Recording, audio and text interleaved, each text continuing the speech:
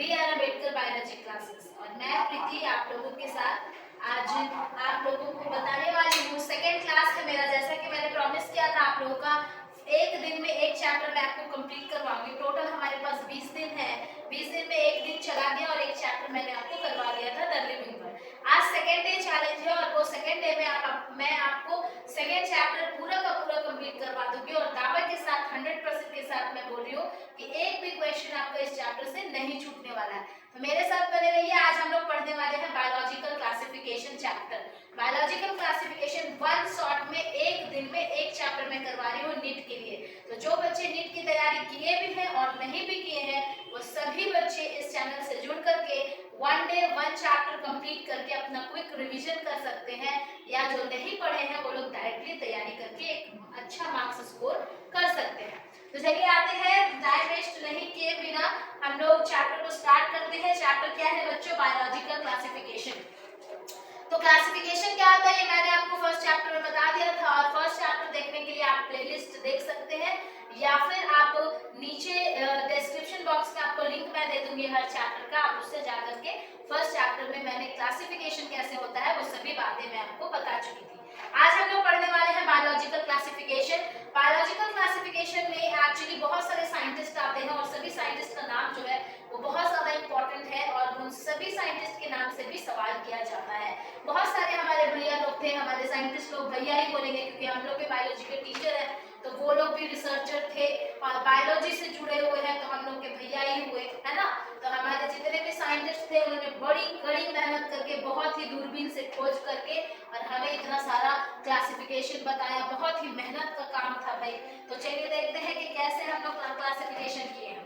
तो biological classification is the scientific procedure of arranging organism into groups and subgroups on the basis of their similarities and dissimilarities।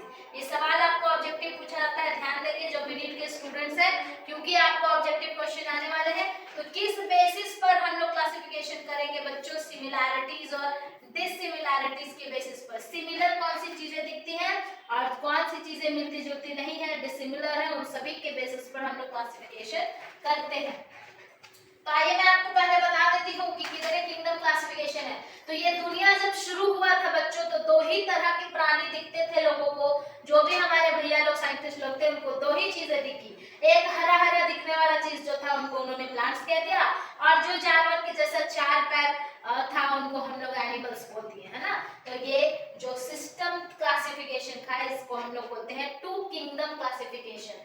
दो kingdom में इसको बांटा गया था और वो कौन कौन सा किंगडम था? प्लांटिया एंड एनिमलिया, जिसमें प्लांट्स और एनिमल्स थे। सबसे पहले किसने बांटा था बच्चों? तो उसको बांटा था कार्लस लिनियस ने। Carolus Linnaeus is the father of taxonomy. New taxonomy के फादर कौन है? Julian Huxley. ये सभी बातें मैं आपको प्रीवियस क्लास में बता चुकी हूँ।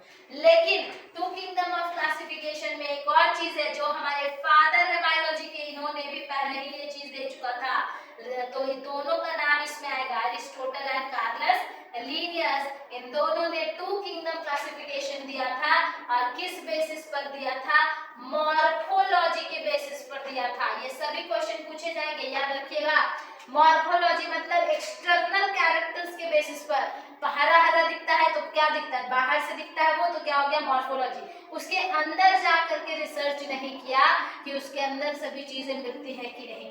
बाहर से हमको जो दिख गया तो ये प्लांट्स है, हरा हरा दिख गया तो प्लांट्स है, चार पैर वाले दिख गए तो वो क्या हो गए? आपके जानवर हो गए। तो मॉर्फोलॉजी के बेसिस पर, बाहर से एक्सटर्नल कैरेक्टर्स के बेसिस पर अरिस्टोटल और लिनियस ने कैसा सिस्टम दिया था? आर्टिफिशियल सिस्टम ऑफ क्लासिफिकेशन दिया था। क्या बोलते हैं? Two kingdom of classification. उसके बाद बेंथम एंड हुकर ने भी क्लासिफाई किया था 1863 में, और ये किस बेसिस पर किया था बच्चों? इंटरनल, अंदर की चीजों के बेसिस पर किया था। बट इन्होंने भी जो है वो बहुत ज्यादा आगे ये नहीं बढ़ पाए थे। और लास्ट में इंग्लैंड एंड क्रांति है जिन्होंने इवोल्यूशन के बेसिस पर जो है वो क्लासिफिकेशन किया था। लेकिन अभी तक रुक जाइए, अभी तक ये टू किंगडम में ही चल रहे थे। लेकिन बाद में हमारे भैया आए, एकदम सुंदर से भैया, और वो अभी बेचारे इस दुनिया में नहीं रहे। उनका नाम क्या था? अर्नेस्ट हैक्कल नाम था। हैक्कल भाई साहब आए, बोले रुको रुको, तुम लोग सभी लोग रुक जाओ। टू किंगडम क्लासिफिकेशन तुमने मॉर्फोलॉजी बता दिया है ना, तुमने आपने इंटरनल बेसिस पर बता दिया, इवोल्यूशन बेसिस पर बता दिया, लेकिन भैया लोग आप लोग तो सिर्फ मॉर्फोलॉजी और इंटरनल और स्ट्रक्चर्स के बेसिस पर बता रहे हैं, लेकिन आप लोग सिर्फ 2 ही चीज बता रहे हैं। इस दुनिया में और भी बहुत सारे प्राणी हैं जिनको आप लोग शायद देख नहीं पा रहे हैं। अर्नेस्ट हैक्कल ने बताया था, और अर्नेस्ट हैक्कल ने किन चीजों को क्लासिफाई किया? देखिए, प्लांट्स तो था ही, एनिमल्स तो था ही, उनको एक अलग टाइप का जीव मिल गया जो कि क्या था बच्चों? प्रोटिस्टा। क्या था? प्रोटिस्टा था, उनको प्रोटिस्टा मिल गया बच्चों। और प्रोटिस्टा में क्या आते हैं? ये दोनों प्लांट्स और एनिमल्स क्या हो जाते हैं बच्चों? तो ये दोनों बहुकोशिकीय जीव है, दैट इज मल्टीसेलुलर ऑर्गेनिज्म। ये हो जाते हैं मल्टीसेलुलर ऑर्गेनिज्म। लेकिन प्रोटिस्टा जो इन्होंने खोजा, जो कि जानवर के जैसा भी दिखता था, और कुछ प्रोटिस्टा जो है वो प्लांट के जैसा भी दिखता था, तो ये कंफ्यूज हो गए कि भाई अब इसको किस में रखा जाए। क्यों कंफ्यूज हो गए? क्योंकि ये मल्टीसेलुलर नहीं था बच्चों, ये क्या था? यूनिसेलुलर था। कैसा था ये? यूनिसेलुलर था, एक ही कोशिका का बना हुआ था, एक ही सेल का बना हुआ था। तो ये पूरी तरह से कंफ्यूज हो गए, तो इन्होंने क्या किया? उसको एक अलग कैटेगरी में रख दिया, नाम क्या पड़ा? प्रोटिस्टा। ये बात समझ में आ गई आप लोगों को? चलिए नेक्स्ट चलते हैं हम लोग। 4 किंगडम क्लासिफिकेशन। फिर कॉपलैंड भाई साहब आए हमारे, कॉपलैंड नाम था इनका। कॉपलैंड, लैंड पे रहने वाले कॉप भैया हमारे, है ना? तो कॉप भैया जो थे वो लैंड पे रहते थे, और लैंड पे पूरा रिसर्च किया जाएगा कि सभी जानवरों से मिले, इंसानों से मिले, है ना? और फिर हमको कितना किंगडम दिया? 4 किंगडम। बोले अर्नेस्ट भैया ठीक है, रुक जाइए रुक जाइए, नेक्स्ट हम आपको और बताते हैं कि आपने तो यूनिसेलुलर बता दिया, लेकिन ये तीनों के तीनों क्या थे? ये तीनों के तीनों थे यूकैरियोट्स। ध्यान से समझिएगा, ये तीनों के तीनों क्या थे भाई साहब? यूकैरियोट्स थे। यानी सभी के सेल के अंदर न्यूक्लियस प्रेजेंट था, न्यूक्लियस केंद्रक था सभी के अंदर। लेकिन एक और ग्रुप इन्होंने देखा जो कि आंखों से दिखता नहीं था हम लोगों को। उसको देखने के लिए क्या चाहिए था? हमें माइक्रोस्कोप चाहिए था। सूक्ष्म जीव यूनिसेलुलर, प्रोटिस्टा को भी देखने के लिए माइक्रोस्कोप चाहिए था, है ना? लेकिन ये क्या था बेचारा? यूकैरियोट्स था, तो सभी एक जैसा था। लेकिन हमें यूनिसेलुलर फिर एक ऑर्गेनिज्म मिला जो इन लोगों से नहीं मिलता था। क्यों नहीं मिलता था? क्योंकि ये प्रोकैरियोट्स था। इसके सेल के पास कैरियोट्स था, मतलब इसके सेल के पास कोई न्यूक्लियस प्रेजेंट नहीं था, कोई भी न्यूक्लियस इसके सेल के अंदर नहीं था। तो इसको फिर इन्होंने क्या किया? अलग ग्रुप बता दिया। क्या नाम दिया? मोनेरा। तो ये सभी से आपको क्वेश्चन पूछे जाएंगे, 2 किंगडम, 3 किंगडम, 4 किंगडम क्लासिफिकेशन। अब आते हैं हमारा सबसे इंपॉर्टेंट ब्रह्मास्त्र। हमारे एनसीईआरटी बुक का ब्रह्मास्त्र क्या है बच्चों? That is 5 kingdom of classification. 5 kingdom of classification में हम लोग देखेंगे। अरे क्या हो गया भाई, ये बड़ा क्यों नहीं हो रहा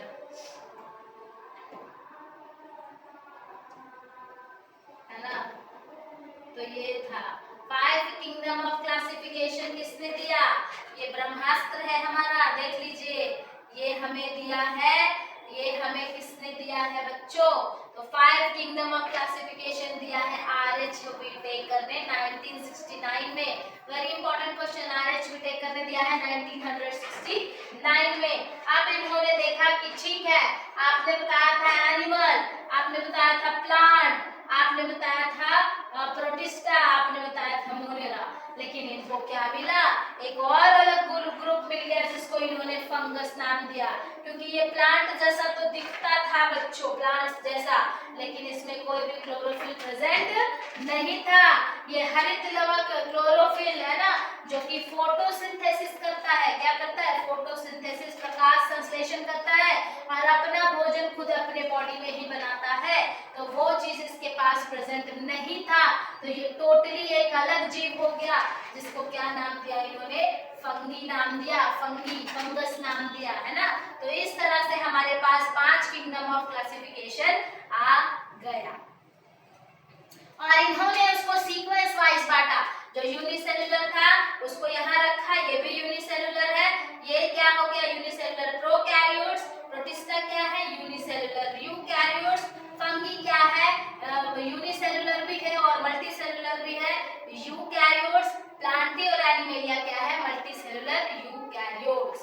ये बात आप ध्यान देंगे। फिर आया हमारे पास 6 किंगडम ऑफ क्लासिफिकेशन, किसने दिया था, कार्ल लोवोइसी ने दिया था, कार्ल लोवोइसी ने दिया था। और इन्होंने बताया प्लांट है, एनिमल है, प्रोटिस्ट है, मोनेरा है, फंगी है। चलिए ठीक है, लेकिन मोनेरा ग्रुप बैक्टीरिया ग्रुप में एक और ग्रुप का बैक्टीरिया होता है जो बिल्कुल अलग है, तो इसमें ऐड कर दिया इन्होंने आर्की बैक्टीरिया।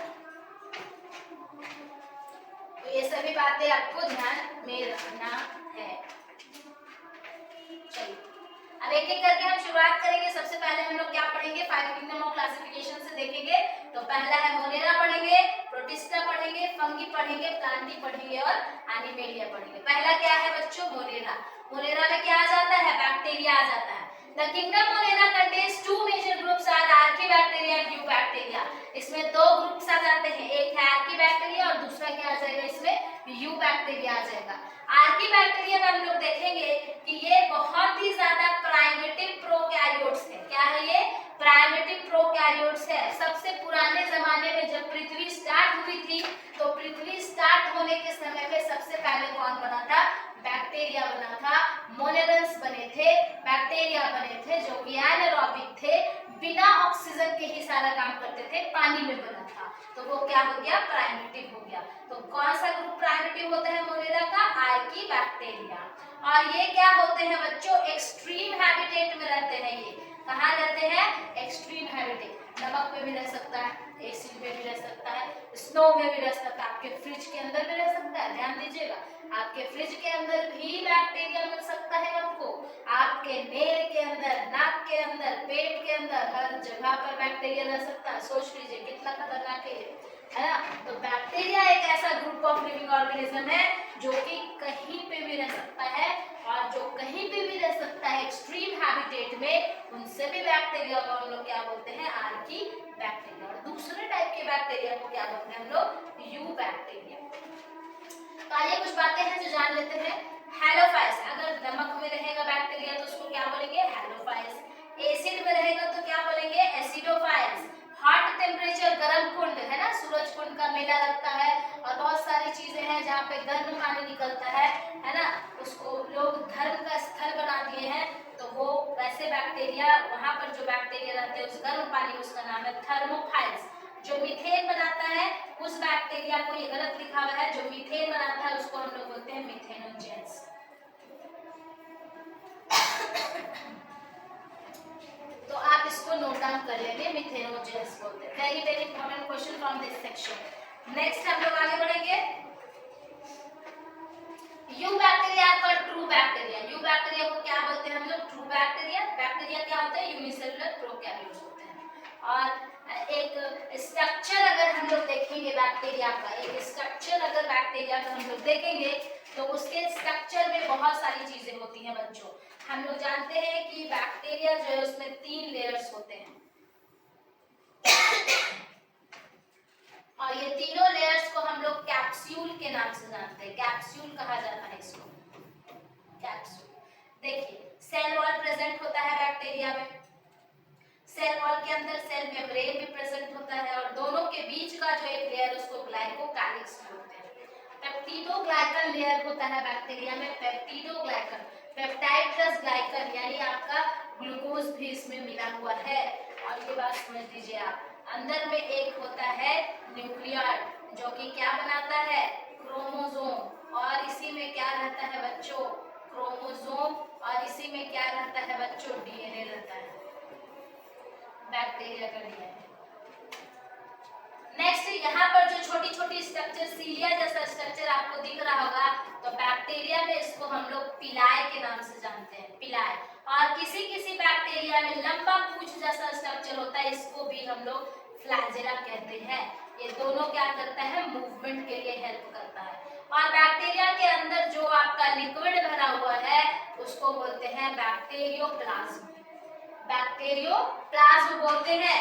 और राइबोसोम्स जो इसके अंदर है वो 70S राइबोसोम प्रेजेंट होता है। याद रखिएगा, प्रोकैरियोट्स कौन है, हमारे बैक्टीरिया है प्रोकैरियोट्स, हमारे मोनेरा ग्रुप प्रोकैरियोट्स है, और ये प्रोकैरियोट्स जो है उसमें 70S राइबोसोम्स प्रेजेंट रहता है, 70S।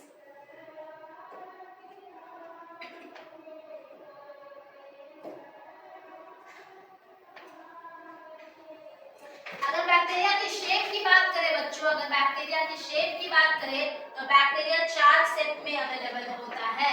पहला गोल गोल रहेगा तो उसको हम लोग बोलते हैं कोकाई। अगर ऐसा रॉड जैसा स्ट्रक्चर हुआ तो उसको हम लोग बोलते हैं बैसिली, बैसिलस या बैसिली। अगर ऐसा कॉमा जैसा स्ट्रक्चर हुआ तो इसको हम लोग क्या बोलते हैं, विब्रियो।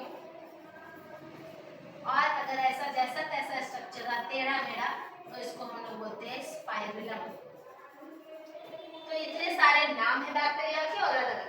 अगर देखिए इसी का सिंपल मैं वर्जन बता रही हूँ, अगर एक है तो सिंगल है, अगर ये दो हो जाएगा तो इसी को हम लोग क्या बोलेंगे, डिप्लोकोकाई, डिप्लोकोकाई या डिप्लोकोकस बैक्टीरिया। तीन हो जाएगा तो ट्रिप्लोकोकस, कोकस है ना, टेट्राप्लोकस, कोकस। इसी तरह से अगर बैसिलस दो हो जाएगा तो क्या बोलेंगे, डायबैसिली। तो इस तरह से इसके नाम आ जाते हैं। चलिए आगे देखते हैं हम लोग यू बैक्टीरिया के बारे में। तो यू बैक्टीरिया जो है बच्चों उसको हम लोग ट्रू बैक्टीरिया बोलते हैं,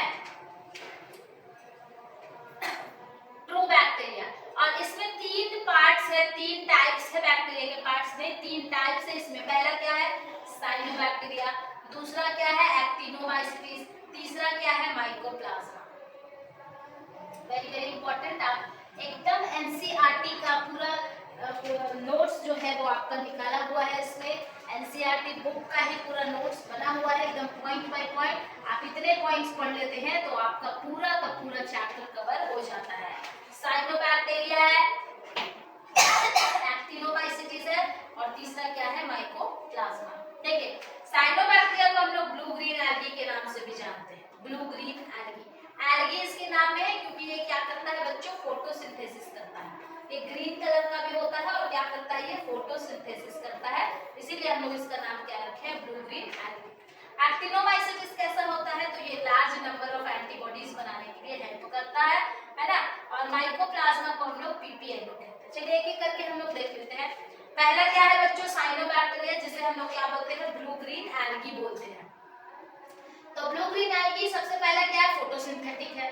तो अगर ये फोटोसिंथेसिस कर सकता है तो खुद अपना भोजन खुद ही बना सकता है, और जो अपना भोजन खुद ही बना सकते हैं उनको हम लोग क्या बोलते हैं, ऑटोट्रॉप्स बोलते हैं।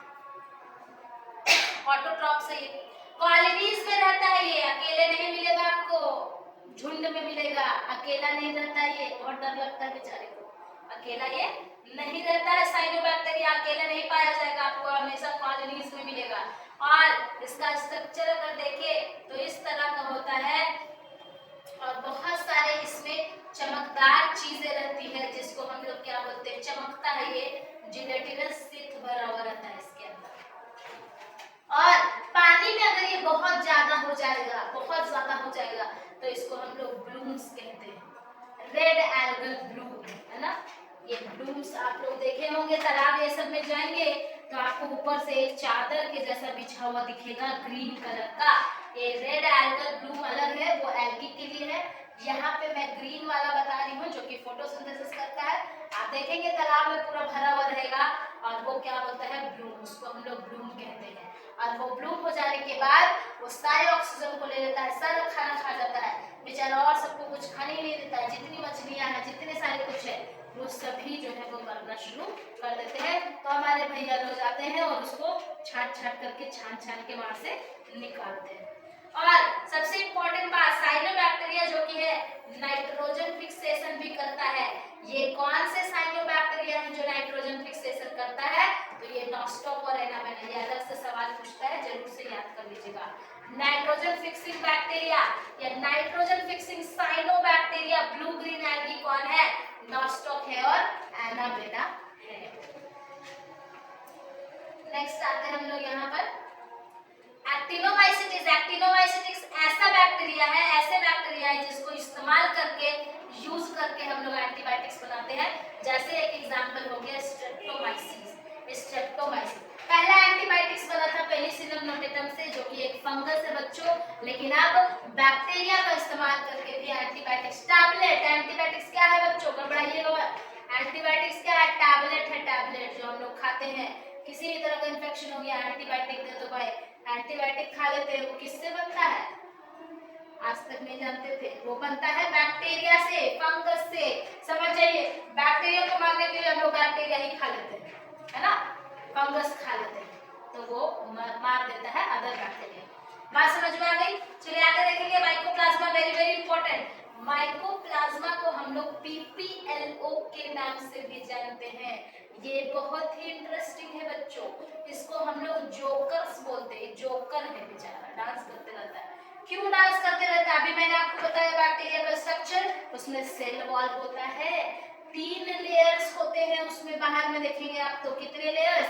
3 लेयर्स होते हैं। लेकिन ये बेचारा, इसके पास कोई लेयर नहीं है ना, तो इसके पास कोई सेल वॉल प्रेजेंट नहीं होता है, इसीलिए ये डांस करते रहता है ना। तो इसीलिए इसको क्या बोलते हैं हम लोग? जोकर्स ऑफ बायोलॉजी बोलते हैं। जोकर्स ऑफ बायोलॉजी, याद रखिएगा, ये सवाल पूछा जाता है आपसे। जोकर, जोकर कौन है हमारे बायोलॉजी का?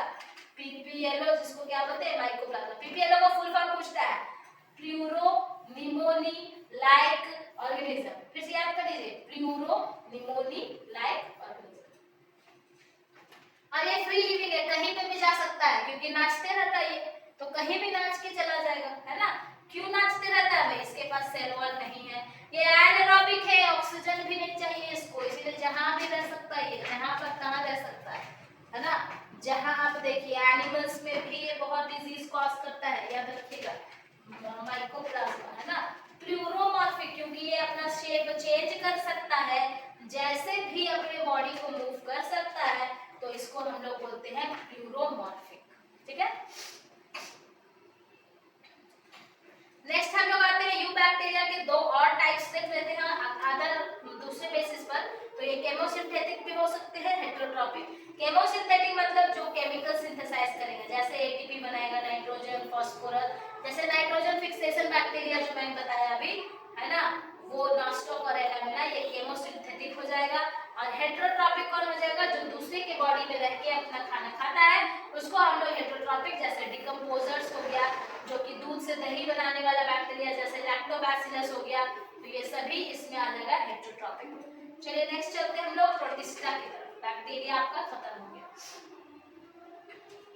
कैसा लग रहा है दोस्तों पढ़ने में? अगर अच्छा लग रहा होगा तो कमेंट जरूर करिएगा, बहुत ही इंटरेस्टिंग टॉपिक है ये, और इस टॉपिक से हर कॉम्पिटिटिव एग्जाम में सवाल पूछे जाते हैं, तो इसलिए आप लोग बहुत ही ध्यान से इस चैप्टर को पढ़िएगा। अगर अच्छा लग रहा होगा तो जरूर से जरूर कमेंट में एक लाइक हम बनता है, बड़े ही मेहनत से हम लोग यहाँ पर पढ़ाते हैं दोस्तों, तो आप लोग लाइक और कमेंट जरूर करें और इसको शेयर करें, ताकि जो भी नीट के एस्पायरेंट्स है वो क्विक रिवीजन कर सकते हैं हमारे इस चैनल के साथ। चलिए मैं आगे बढ़ती हूँ। दूसरा क्या है? प्रोटिस्टा। प्रोटिस्टा क्या है? सिंगल सेल यूकैरियोट्स है। सिंगल, एक ही सेल का होता है बेचारा, लेकिन इसके पास न्यूक्लियस भी प्रेजेंट होता है, तो इसको हम लोग क्या बोलते हैं? सिंगल सेल यूकैरियोट्स, है ना। ये यूकैरियोट्स है, सिंगल सेल है। दे मे बी फोटोसिंथेटिक, इसमें भी फोटोसिंथेसिस करने वाले लोग नहीं बोलेंगे, फोटोसिंथेसिस करने वाले भी जीव हो सकते हैं, तो इसलिए ये ऑटोट्रॉपिक्स भी हो जाएंगे और हेटेरोट्रॉपिक्स भी हो जाएंगे। ठीक है, तो सबसे पहला इसमें कौन आ जाता है? देखिए, डायएटम्स आ जाएगा, दूसरा आ जाएगा डायनोफ्लैजेलेट्स, तीसरा आ जाएगा यूग्लिनॉइड्स, चौथा इसमें आ जाएगा स्लाइम मोल्ड्स, और पांचवा इसमें आ जाएगा प्रोटोजोअन्स। 5 मैंने बताया, याद कर लीजिए। पहला क्या है? डायएटम्स, दूसरा क्या है? डायनोफ्लैजेलेट्स, तीसरा यूग्लिनॉइड्स, चौथा स्लाइम मोल्ड्स और पांचवा प्रोटोजोअन्स। वेरी इंपॉर्टेंट क्वेश्चंस यहां से आते हैं जो आप बिल्कुल नहीं छोड़ सकते एग्जाम के लिए। चलिए आगे बढ़ते हैं। डायएटम्स को पढ़ते हैं, तो ये चीफ प्रोड्यूसर्स होते हैं ओशियन के। याद रखिए, मैंने बताया अभी फोटोसिंथेसिस करते हैं और बहुत ज्यादा है, ये बहुत ज्यादा फैले हुए हैं, यूनिसेलुलर है, दिखते नहीं है हमको, लेकिन एक साथ में रहेंगे तो दिख जाएंगे, है ना, बहुत सारे रहेंगे तो ये चीफ प्रोड्यूसर्स होते हैं ओशियन के, फोटोसिंथेसिस करते हैं ये। अंडर इसको हम लोग क्राइसोफाइट्स के नाम से भी जानते हैं, क्राइसोफाइट्स के नाम से भी जानते हैं। और जिस पानी में ये रहते हैं वहां क्या प्रोड्यूस करते हैं? वाटर करेंट, फोटोसिंथेटिक होते हैं। इनके वॉल में सिलिका प्रेजेंट होता है, सेल वॉल, मैंने बताया बैक्टीरिया में सेल वॉल प्रेजेंट होता है ना, 3 लेयर होता है, तो इसके लेयर में क्या प्रेजेंट है बच्चों? सिलिका। इसीलिए depositing silica on water called diatomous earth. जिस पानी में ये रहते हैं बच्चों, वहां पर ये मर जाते हैं जब, या खत्म हो जाते हैं, इनका डेड हो जाता है सेल वॉल, तो सारा सिलिका उस पानी में जमा हो जाता है, याद रखिएगा। और वो जमा हुआ पानी जो है उसको भाई लोग एक्सट्रैक्ट करके उसका बहुत सारा चीजों में इस्तेमाल करते हैं, जैसे मेटल के पॉलिशिंग के लिए, क्योंकि ये चमकदार होता है तो मेटल के पॉलिशिंग के लिए उसका इस्तेमाल किया जाता है। और उस धरती को बोला जाता है डायएटमस अर्थ, याद रखिएगा, डायएटमस अर्थ। पॉलिशिंग के लिए, फिल्टरेशन के लिए, ऑयल बनाते हैं, उसका सिरप बनाते हैं, ये सभी बातें। और इसका अगर हम लोग डायग्राम देखेंगे तो ये साबुन के बक्से के जैसा इसका डायग्राम दिखता है। ये कैसा होता है बच्चों? साबुन के बक्से के जैसा। दूसरा हम लोग पढ़ेंगे डायनोफ्लैजिलेट्स। तो डायनोफ्लैजिलेट्स में डाय मतलब दो फ्लैजिला होता है बच्चों। कितना फ्लैजिला होता है इसके पास? 2 फ्लैजिला, और दोनों बराबर होता है फ्लैजिला, तो इसीलिए इसको हम लोग क्या बोलते हैं? डायनोफ्लैजिलेट्स। फ्लैजिला क्या करता है? इसको मूव करने में, आगे बढ़ने में, शिकार खोजने में। शिकार खोजेगा, भागेगा, शिकारी आएगा तो भागना भी तो पड़ेगा इसको, तो भागने के लिए इसको क्या चाहिए? फ्लैजिला चाहिए, और फ्लैजिला के थ्रू ये आगे बढ़ता है। दे आर 3 कलर के होते हैं, ब्लू, ग्रीन और ब्राउन और रेड, सॉरी 4 कलर के होते हैं। कितने कलर के? 4 कलर के होते हैं। ये भी फोटोसिंथेटिक हो सकते हैं, देख लीजिए, ये मराइन होते हैं, समुद्री पानी में रहते हैं, है ना। Blue, green, brown, red 4 colour के ये होते हैं। 2 फ्लैजिला होता है, और जो रेड वाला है वो बहुत ही खतरनाक होता है, जहरीला टॉक्सिन है ना। क्या रिलीज करता है? टॉक्सिन। और जिस समुद्र में ये पाया जाएगा उसको हम लोग रेड टाइड्स बोलेंगे। पूरा पानी आपको लाल कलर का दिखेगा, रेड, एकदम खून के जैसा आपको दिखेगा, तो वो उसको हम लोग क्या बोलते हैं? रेड टाइड्स बोलते हैं। जैसे इसमें एग्जाम्पल में एक दिया हुआ है गाइनोकॉलेट्स, है ना, तो ये एक एग्जाम्पल है इसके जीव का, याद रखिए। नेक्स्ट हम लोग आगे बढ़ते हैं यूग्लिनॉइड्स की तरफ। और यूग्लिनॉइड्स जो है लाइव होता है, ये लाइव इन फ्रेश वाटर। कहाँ रहता है ये? फ्रेश। याद रखिए, पहला वाला डायएटम्स कहाँ था? ओशियंस में। दूसरा वाला कहाँ है? मेराइन में। तीसरा वाला यूग्लिनॉइड्स कहाँ पाया जा रहा है? फ्रेश वाटर और स्टैग्नेंट वाटर में। स्टैग्नेंट वाटर क्या है? स्थिर पानी। पानी ज्यादा हिलाना नहीं है आपको, नहीं तो बेचारा भाग जाएगा, है ना। क्या नाम है इसका? यूग्लिनॉइड्स। कहाँ रहता है? स्टैग्नेंट वाटर, जहाँ पे पानी पूरा स्थिर है ना।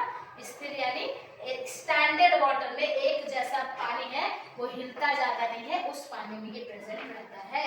और ये बिहेव, बहुत ही इंपॉर्टेंट इसका फीचर है, बहुत चालाक जानवर है ये।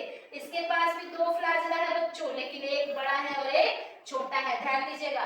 2 फ्लैजिला इसके पास भी, एक बड़ा और एक छोटा। और ये बहुत चालाक जीव है, बहुत ही चालू है ये। photosynthesis heterotropic, they behave like heterotropic, predating one other small organism, है ना। ये क्या करता है? जब इसको फोटोसिंथेटिक टाइप का चीज मिल जाता है तो ये फोटोसिंथेसिस कर लेता है, अपना भोजन खुद बना लेता है। और जब इसको कोई मिल गया तो ये शिकार भी कर लेता है, यानी ये ऑटोट्रॉपिक भी है और हेटेरोट्रॉपिक भी है। वेरी इंपॉर्टेंट फीचर, ऑटोट्रॉपिक भी है और हेटेरोट्रॉपिक भी है, याद रखिएगा। ये यूग्लिनॉइड्स है ना, यूग्लिना एग्जांपल क्या है इसका? यूग्लिना भैया, हमारा भैया, भैया हमारा नहीं है एक्चुअली। तो चलिए देखते हैं आगे। फंगस टाइप प्रोटिस्ट, फंगस की जैसा प्रोटिस्ट है ये। क्या नाम है? स्लाइम मोल्ड, छोटा छोटा फंगस जैसा ये है ना, फंगाई के जैसा दिखता है, प्रोटिस्टा है ये। क्या है ये? सैप्रोफाइटिक, स्पोर प्रोड्यूस करता है। सैप्रोफाइटिक का मतलब क्या होता है?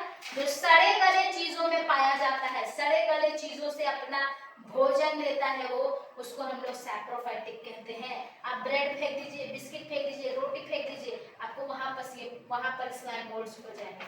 तो उन सड़े हुए चीजों से ये पिचका हुआ चीज, जिसका क्या नाम है? स्लाइम मोल्ड्स नाम है, ये सभी वहां पर प्रोड्यूस होते हैं, वहां रहते हैं।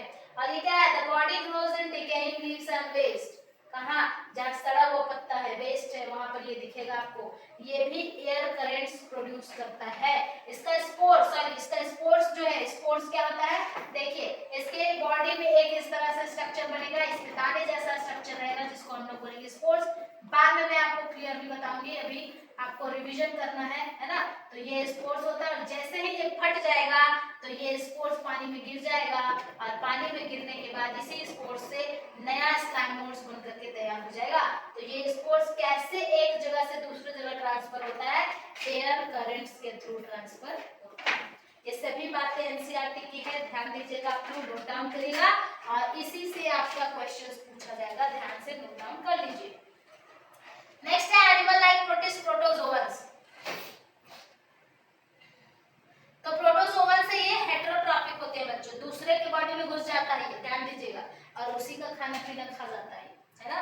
तो ये क्या है? हेटेरोट्रॉपिक, और प्रीडेटर्स भी है, शिकार करते हैं, दूसरे के बॉडी से फूड लेते हैं, है ना। तो ये पैरासाइट्स भी हो सकते हैं, क्या बोलेंगे हम लोग इनको? Parasite. Primitive relative of animals, very important question, first primitive relative of animal, ये एनिमल के जैसा बिहेव करते हैं, तो ये रिलेटिव भाई है, ये एनिमल हम लोगों के भाई हैं ये भाई साहब, क्या नाम है? Protozoans, protist, animal like protist, है ना। क्या है ये? प्रोटोजोवंस, हमारे जैसे हैं, हमारे जैसे हैं, ठीक है, समझ लीजिए बात। तो हमारे ये क्या है? रिलेटिव्स है, रिश्तेदार है। क्या नाम है इनका? प्रोटोजोवंस। इसमें 4 टाइप्स आएगा आपका। अमीबा के जैसा बिहेव जो करेगा, अमीबा के जैसा इस तरह खंड बना लेगा, जैसे ही बैक्टीरिया आएगा उसको ऐसे बंद कर देगा, बैक्टीरिया इसके अंदर फंस जाएगा और उसको वो खा जाएगा, बड़ा ही चालाक होता है। तो इसको हम लोग अमीबॉइड प्रोटोजोअन्स कहते हैं। जो फॉल्स फिट, ये जो बनाया इसको क्या कहते हैं? False feet. दिखाने के दांत अलग और खाने के दांत अलग होते हैं, तो इसका ये पैर भी फॉल्स फीट है, नकली फीट, दिखाने के लिए। किसको? शिकार को। ये दिखाता है कि मेरा पैर है, बेचारा सोचता है इसका पैर है, लेकिन फिर ये बंद कर लेता है और उसको अंदर ले लेता है, उसको फॉल्स फीट या शुडोपोडिया कहा जाता है। एग्जाम्पल बहुत इंपॉर्टेंट है, एंटामीबा इसका एग्जाम्पल है। दूसरा क्या है बच्चों? फ्लैजेलेटेड प्रोटोजोआ, फ्लैजेला जिसके पास होता है वो स्लीपिंग सिकनेस कॉज करता है। ट्रैपेनोसोमा, वेरी इंपॉर्टेंट क्वेश्चन, क्या नाम है? ट्रिपैनोसोमा नाम का जो है उस फ्लैजेलेटेड प्रोटोजोआ से क्या, कौन सा बीमारी है फैलाता है? स्लीपिंग सिकनेस, सोने की बीमारी। अभी भी बहुत लोगों को नींद आ रही होगी देखते देखते वीडियो, तो देख लीजिए भैया, भैया भैया लोग देख लीजिए, आपके अंदर कहीं ये बेचारा ट्रिपैनोसोमा तो नहीं चला गया है, स्लीपिंग सिकनेस वाला, है ना। ब्लड टेस्ट करवाना पड़ जाएगा फिर, देख लीजिए। इसलिए सोने का नहीं है, सोने का नहीं है स्लीपिंग सिकनेस, सोने का नहीं है। कौन सा बीमारी फैलाता है? Sleeping sickness. कौन है? ट्रिपैनोसोमा। सीलिया वाला कौन है भाई? पैरामीशियम, बचपन से हम लोग बना रहे हैं ऐसा गोल स्ट्रक्चर, इसके बाद में हेयर लाइक स्ट्रक्चर होता है, जिसको हम लोग क्या बोलते हैं? पैरामीशियम बोलते हैं। चलिए आगे बढ़ेंगे हम लोग।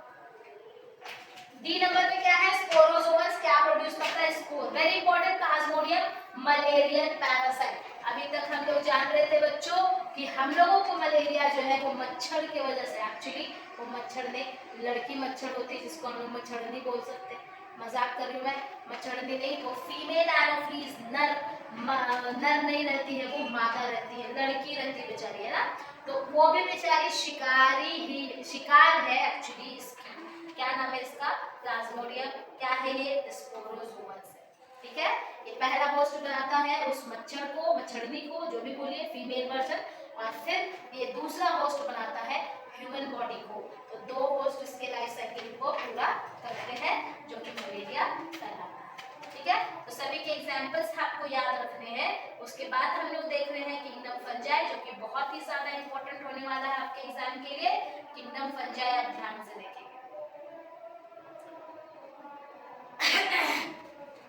देखिए किंगडम फंजाई जो है, फंजाई मेनली है क्या? तो ये मल्टी सेलुलर ऑर्गेनिज्म है, यूनिसेलुलर भी रहेगा और मल्टी सेलुलर।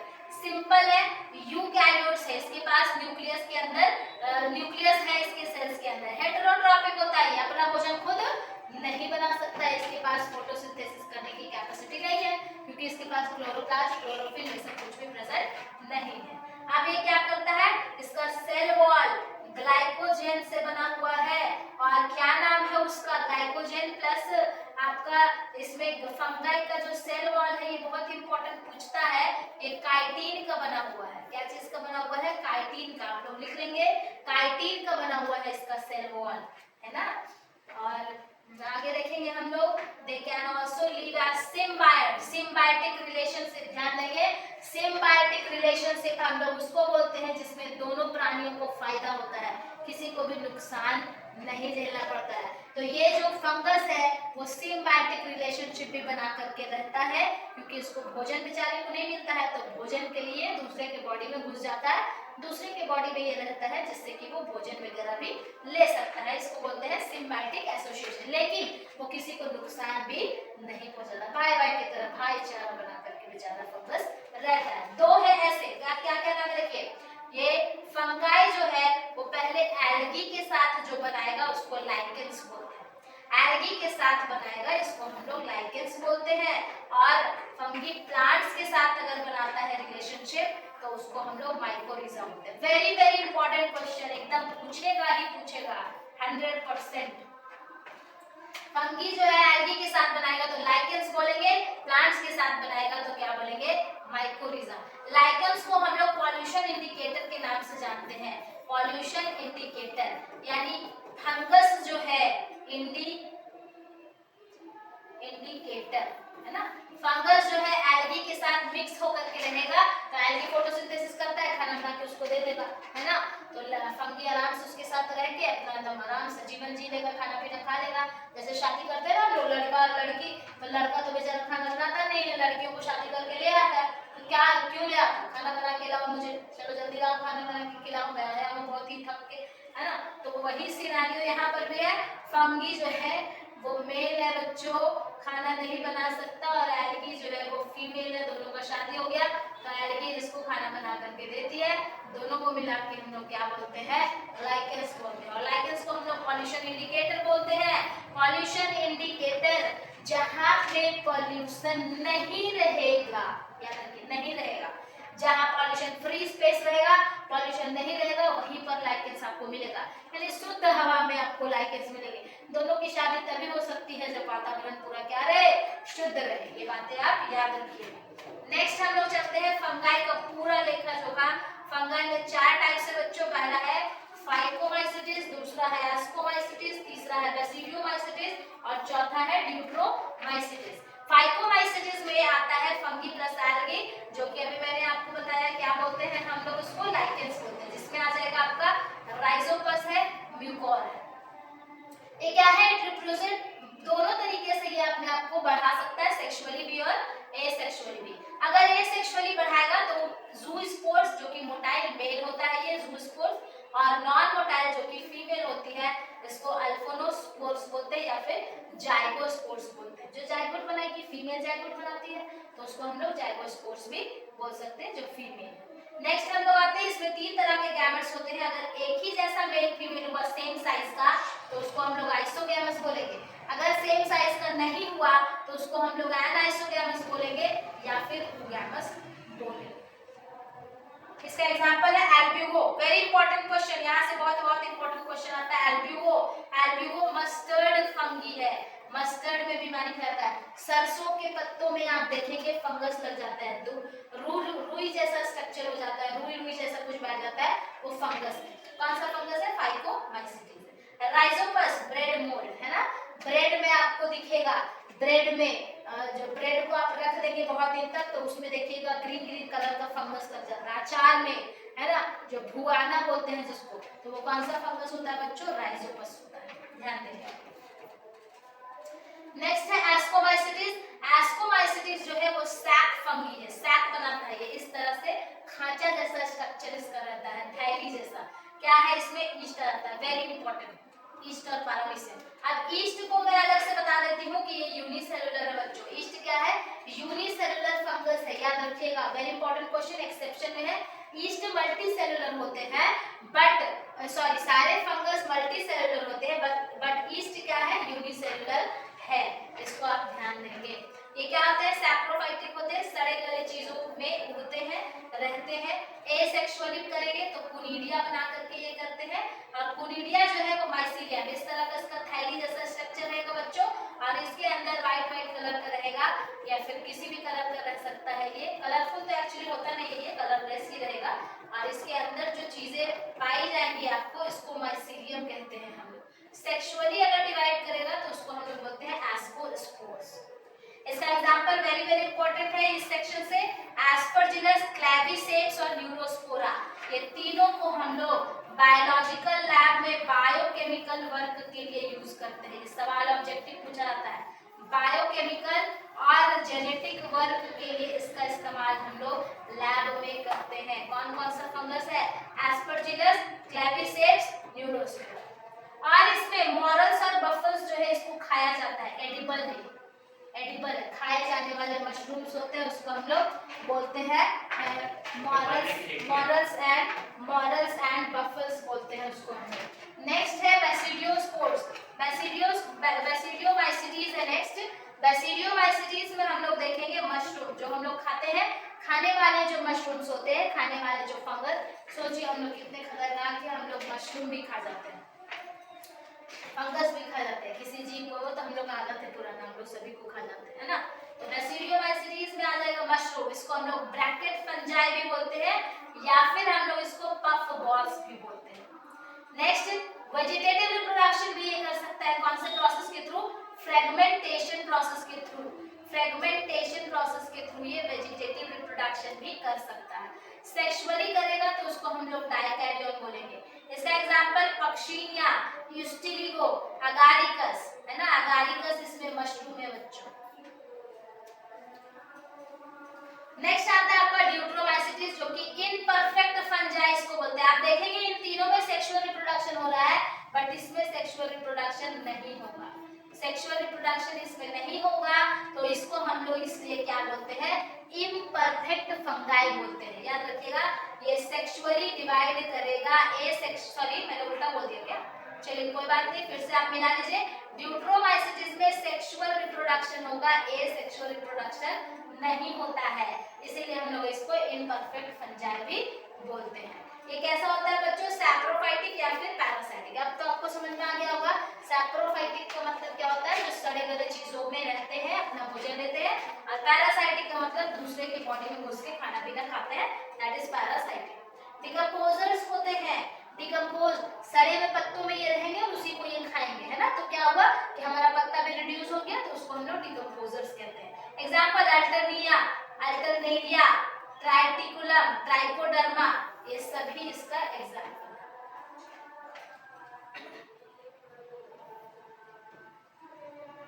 चलिए नेक्स्ट हम लोग बढ़ते हैं आगे। आप लोग इसका स्क्रीनशॉट ले सकते हैं, बहुत ही इंपॉर्टेंट टॉपिक ये निकाला हुआ है एनसीईआरटी बुक से। नेक्स्ट मैं आगे जाती हूँ। इकोनॉमिक इंपॉर्टेंस क्या है फंगाई का? तो हम लोग इसको एज अ फूड, मशरूम्स तो खाते हैं, मेडिसिनल यूज इसका बहुत ज्यादा है, डाई बनता है इसका, डाई, है ना, परफ्यूम्स बना सकते हैं, फॉरेस्ट फायर कैचिंग, अगर जंगल में आग लग जाता है तो बहुत जल्दी कैच करता है क्योंकि ये बहुत ही ज्यादा सूखा हुआ भी रहता है, और एयर पॉल्यूशन भी फैलाता है, जहरीले भी होते हैं ये, है ना।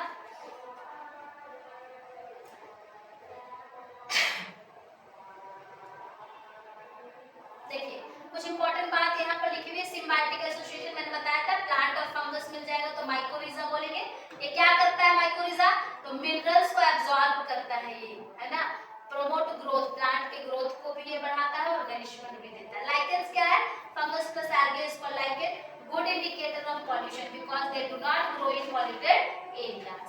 लाइकेन की स्टडी को हम लोग लाइकेनोलॉजी कहते हैं, आराम से लिख लीजिएगा, लाइकेंस के स्टडी को हम लोग लाइकेनोलॉजी और फंगस के स्टडी को हम लोग माइकोलॉजी कहते हैं। नेक्स्ट हम लोग लास्ट टॉपिक इसमें वायरस पढ़ेंगे, क्योंकि प्लांट्स और एनिमल्स बेस में है बच्चों, ध्यान दीजिएगा। देखिए मैं प्लांट्स और एनिमल्स इसमें नहीं बताऊंगी क्योंकि प्लांट्स का एक अलग से चैप्टर है और एनिमल्स का एक अलग से चैप्टर है, जो कि मैं कल करने वाली हूँ। प्लांट्स का किंगडम, प्लांट किंगडम कल कंप्लीट हो जाएगा आप लोग का, और उसके बाद एनिमल किंगडम एक दिन में आपका कंप्लीट हो जाएगा। तो इस तरह से वहां पे मैं आपको डिटेल में बताऊंगी। तो अभी हम लोग टाइम वेस्ट ना करते हुए सीधा चलते हैं वायरस की तरफ। वायरस क्या है बच्चों? बहुत ही चालाक है ये, इसको हम लोग ऑब्लिगेट पैरासाइट कहते हैं। वायरस और नॉन सेलुलर ऑर्गेनिज्म, ध्यान दीजिएगा ये कोई सेल नहीं है, virus is not a cell, virus कोई सेल नहीं है, वायरस एक ऑब्लिगेट पैरासाइट है ना। इसके अंदर सिर्फ और सिर्फ जेनेटिक मटेरियल होता है जिसके थ्रू ये क्या करता है, अपने डीएनए को ट्रांसफर करके और ये अपने डीएनए को बढ़ाते रहता है। ये लिविंग थिंग नहीं है, ये ना तो सेलुलर है, इसके पास कोई सेल भी नहीं होता, सिर्फ इसके पास जेनेटिक मेकअप होता है, that is DNA and RNA. तो इसको हम लोग एक नाम से अगर जाना जाए तो इसको हम लोग ऑब्लिगेट पैरासाइट कहते हैं।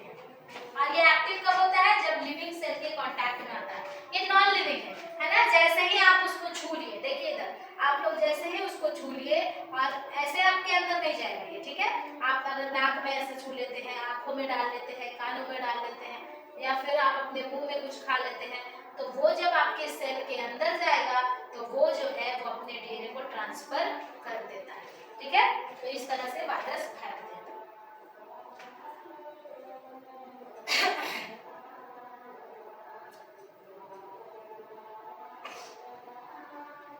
वायरस में देखिए क्या होता है, जेनेटिक मटेरियल होता है डीएनए और आरएनए।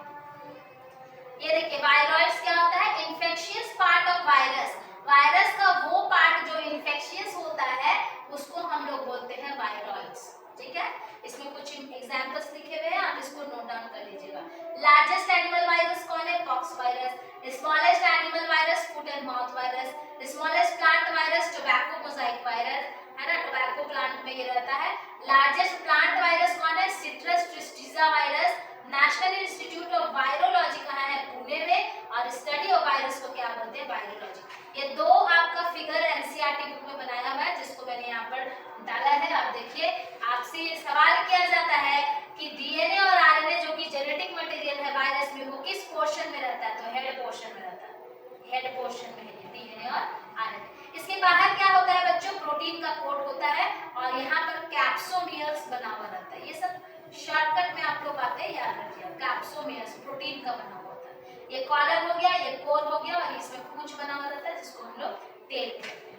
ठीक है, ये क्या है, बैक्टीरियोफाज वायरस है। बैक्टीरियोफाज वायरस का मतलब होता है ऐसा वायरस जो बैक्टीरिया के अंदर इंफेक्शन कॉज करवा सकता है। सोच लीजिए, ये वायरस इतना खतरनाक है कि बैक्टीरिया को भी नहीं छोड़ता, जो हमें दिखता भी नहीं है।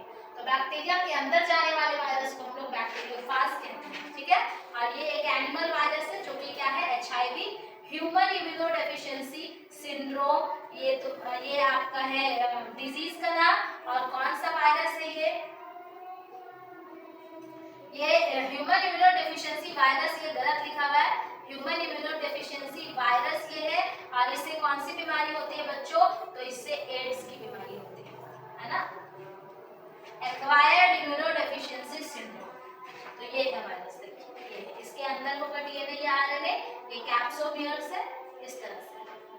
चलिए मैं आपको दिखाती हूँ एनसीईआरटी बुक में किस तरह से दिया हुआ है। तो ये देखिए, यहाँ पे पहला दिया हुआ है आपका टोबैको मोजाइक वायरस, जो कि टोबैको वाला है। ये देखिए इस तरह से है, ये आरएनए है, ये कैप्सिड है, कैप्सोमियर्स बना हुआ है। और ये दूसरा आपका बैक्टीरियोफाज है, जो अभी मैंने आपको बताया था।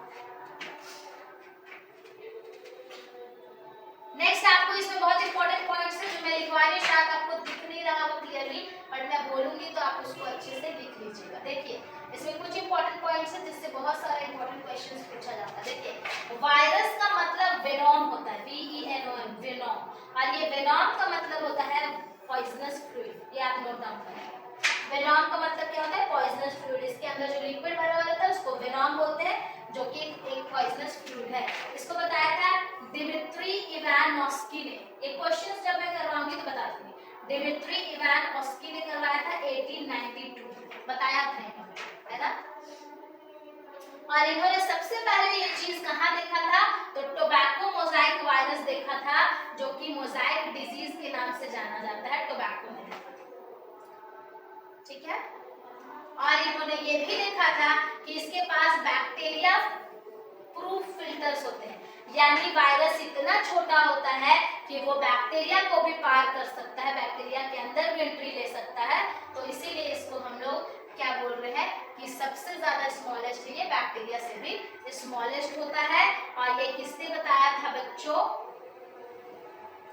MW बेजलरिंक ने बताया था 1898 में। अब देखिए WM स्टैनली 1935, इन्होंने बताया था बच्चों कि हम लोग वायरस को क्रिस्टलाइज भी कर सकते हैं, इसके प्रोटीन को हम लोग जमा सकते हैं, क्रिस्टलाइज कर सकते हैं।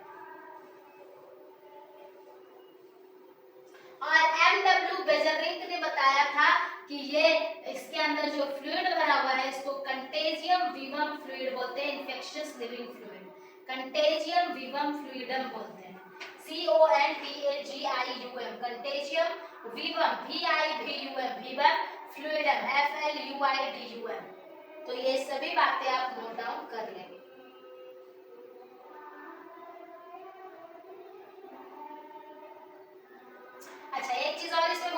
में क्या लिखा हुआ देखिए, no virus contain both DNA and RNA. कोई भी वायरस डीएनए और आरएनए दोनों को नहीं रख सकता है, या तो डीएनए रहेगा या तो आरएनए इसके पास प्रेजेंट रहेगा। ऐसे वायरस जो प्लांट को इन्फेक्ट करवाते हैं वो सिंगल स्ट्रैंडेड आरएनए वायरस होते हैं। ऐसे वायरस जो एनिमल्स को इन्फेक्ट करते हैं वो सिंगल या डबल स्ट्रैंडेड आरएनए या फिर डबल स्ट्रैंडेड डीएनए के होते हैं, है ना, जिसको हम लोग बैक्टीरियल वायरस या बैक्टीरियोफाज कहते हैं, वो डबल स्ट्रैंडेड होते हैं। ये तीनों बातें आप लोग ध्यान से लिख लें।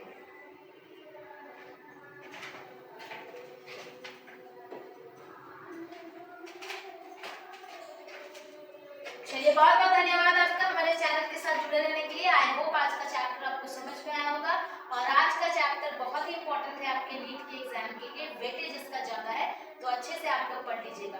और अगर आप चाहते हैं साथ साथ में मॉक टेस्ट देना, तो नीचे लिंक मैं दे दूंगी डिस्क्रिप्शन बॉक्स में, वहां से मेरा ऐप डाउनलोड कर लीजिए, वहां पे जाके आप मॉक टेस्ट लगाइए और आपका एग्जाम बहुत ही अच्छा जाएगा। All the best for your preparation. Thank you very much.